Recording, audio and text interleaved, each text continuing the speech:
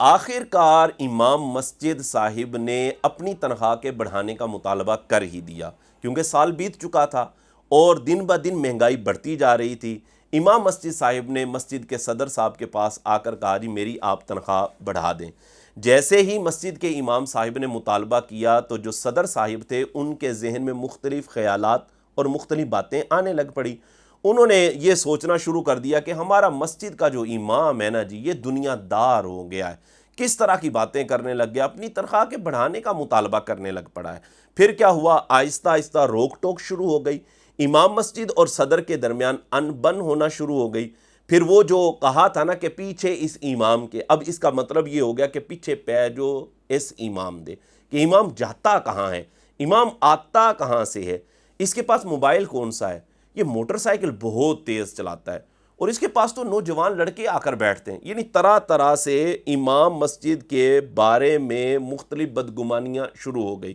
ہوا کیا، آخر کار امام مسجد صاحب کو بلا وجہ شرعی عہدہ امامت سے فارغ کر دیا گیا۔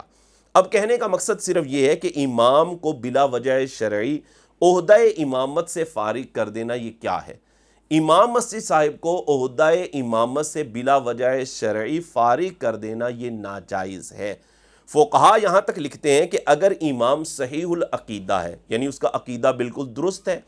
صحیح القراءت ہے، اس کی قراءت بھی بالکل درست ہے، وہ صحیح الطہارت ہے، یعنی طہارت بھی وہ بالکل ٹھیک کرتا ہے، اسی طرح وہ فاسق معلن بھی نہیں ہے، یعنی اعلانیہ گناہ کرنے والا بھی نہیں ہے، ظاہراً کوئی جرم کرنے والا بھی نہیں ہے، اور وہ کوئی معذور شرعی بھی نہیں ہے، تو اب اس صورت میں صرف اپنی انانیت کی وجہ سے امام مسجد کو عہدہ امامت سے فارغ کر دینا یہ ناجائز اور گناہ ہے، اور کل بروز قیامت اس کا حساب دینا پڑے گا اگر کسی نے یہ ظلم کیا ہے۔ انتظامیہ مسجد کو چاہیے کہ وہ امام صاحب کی تمام ضروریات کا خیال رکھیں، اور بغیر مطالبے کے، کہ یہ نہیں ہے کہ امام صاحب مطالبہ کریں گے تو تنخواہ بڑھائیں گے، بھائی بغیر مطالبے کے ہی سال جیسے ہی گزر جائے تو آپ کو چاہیے کہ آپ امام مسجد کی تنخواہ کو بڑھا دیں۔